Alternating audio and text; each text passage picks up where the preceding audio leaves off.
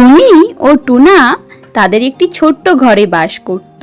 তারা দুজনে অনেক সুখী ছিল। সবকিছুর সুখ থাকলেও তার একটা জিনিসের খুব দুঃখ ছিল, যার কারণে টুনি প্রায় সময় কাঁদতো। টুনির কোনো সন্তান ছিল না, তাই টুনির সবসময় অনেক মন খারাপ থাকতো। টুনি মনে হয় আবার মন খারাপ করে কাঁদছে। যাই, টুনিকে গিয়ে একটু সামলাই।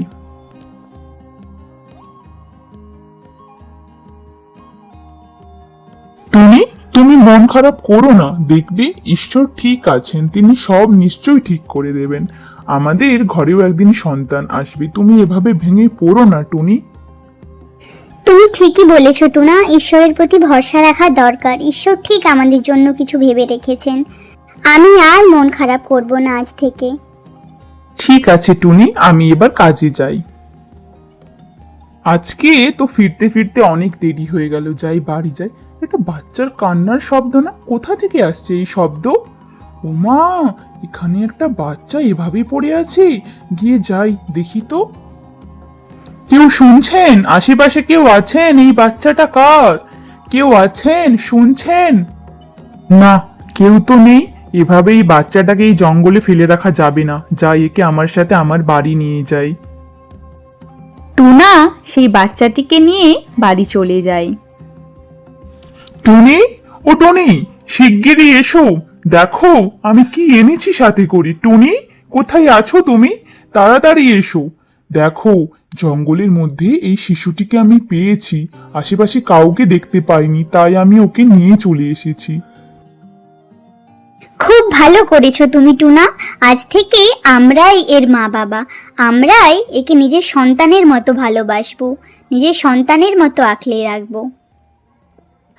ঠিক আছে টুনি, যেটা তুমি ভালো বোঝো। উনি নিজের মায়া মমতা আদর দিয়ে সেই ছোট্ট পাখিটিকে বড় করতে থাকে। সেই ছোট্ট পাখিটি তাদের সাথে বড় হতে থাকে। দেখো দেখো, আমার সোনামাটা কত বড় হয়ে গেছে। দেখতে দেখতে আমার সোনামা এবার স্কুলে যাবে, পড়াশুনো করবে, বড় হবে, তাই না? আমাদের রাজকন্যা, তুমি কাল থেকে স্কুলে ভর্তি হবে। তোমাকে তো এবার পড়াশুনো করতে হবে। আমি তোমার জন্য একটা স্কুল ঠিক করেছি, ওখানে তোমাকে কালকে দিয়ে আসবো। তুমি ওখানে পড়াশুনো করবে। টুনি ও টোনা সেই বাচ্চাটিকে স্কুলে ভর্তি করে, কারণ তারা তাকে খুব ভালো করে মানুষ করতে চেয়েছিল। তাদের সন্তানের নাম ছিল টিয়া। টিয়া স্কুলের মধ্যে খুব ভালো পড়াশোনা করত ও একজন খুব মেধাবী ছাত্রী ছিল। টিয়া, তুমি এবছর ক্লাসের মধ্যে টপ করেছো। এভাবেই পড়াশোনা করতে থাকো, এগিয়ে যেতে থাকো। ধন্যবাদ শিক্ষক মহাশয়, আপনার আশীর্বাদ করুন আমি যেন এইভাবেই এগিয়ে যেতে পারি। টিয়া খুব ভালো স্বভাবের ও ভালো মনের মেয়ে ছিল, তাই সবাই তাকে খুব ভালোবাসতো। দেখতে দেখতে টিয়া বড় হয়ে যায় ও টিয়ার বিয়ে ঠিক হয়। বিয়ে ঠিক হয়েছিল টুকাই পাখির সাথে। তারা দুজনে কিছুক্ষণ সময় কাটানোর জন্য বাগানে এসেছিল। ঠিক তখনই এক শাকচুন্নি আসে। সে টিয়াকে সেখান থেকে তুলে নিয়ে চলে যায়। না, আমার টিয়াকে নিয়ে যেও না। টিয়া, দাঁড়াও, আমি আসছি। না, আমার টিয়াকে নিয়ে যেও না। এবার তোকে কে বাঁচাবে? তুই এবার আমার কাছে তোকে দিয়ে আমি অমর হয়ে যাব। তোর রক্ত পেলে আমি অমর হয়ে যাব, আর কেউ আমায় মারতে পারবে না।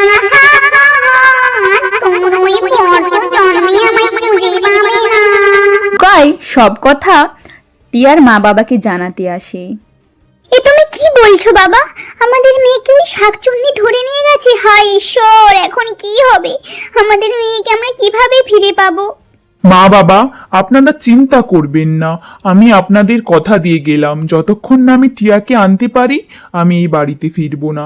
আমি টিয়াকে নিয়ে তবেই ফিরবো। মা বাবা, আপনারা চিন্তা করবেন না। টুকাই নিজের প্রাণের ঝুঁকি নিয়ে সেই শাকচুন্নি ডেরাতে যেতে লাগলো।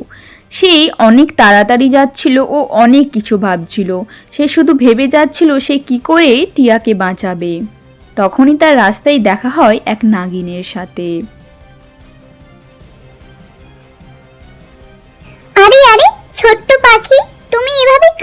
কেন? আমায় বলো, আমি তোমায় নিশ্চয়ই সাহায্য করব। হে নাগদেবী, আমার টিয়াকে ওই শাকচুন্নি ধরে নিয়ে গেছে, আমি কিভাবে ওর মোকাবিলা করব? কি? ওই শাকচুন্নির এত বড় সাহস? দাঁড়াও, আমি তোমাকে এই দিব্য অস্ত্র দিচ্ছি। এই অস্ত্রটা দিয়েই একমাত্র তুমি শাকচুন্নিকে হত্যা করতে পারবে। যাও। তুই এখানে এসেছিস আমায় মারবি বলে? তোর দিন আজকে, সেই শাকচুন্নি আমার হাতেই তোর আজকে মৃত্যু আছে।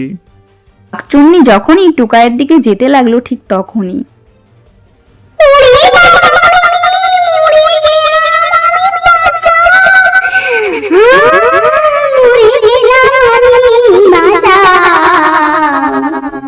টিয়া, তুমি ঠিক আছো টিয়া?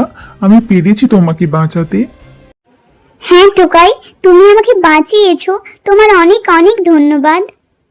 তারা দুজনে বাড়ি চলে গেল। সবাই খুব খুশি হলো। টিয়া আর টুকাইয়ের বিয়ের তোড়জোড় শুরু হলো। তাদের খুব ধুমধাম করে বিয়ে হলো। বনের সমস্ত পাখিরা তাদের বিয়েতে এসেছিল।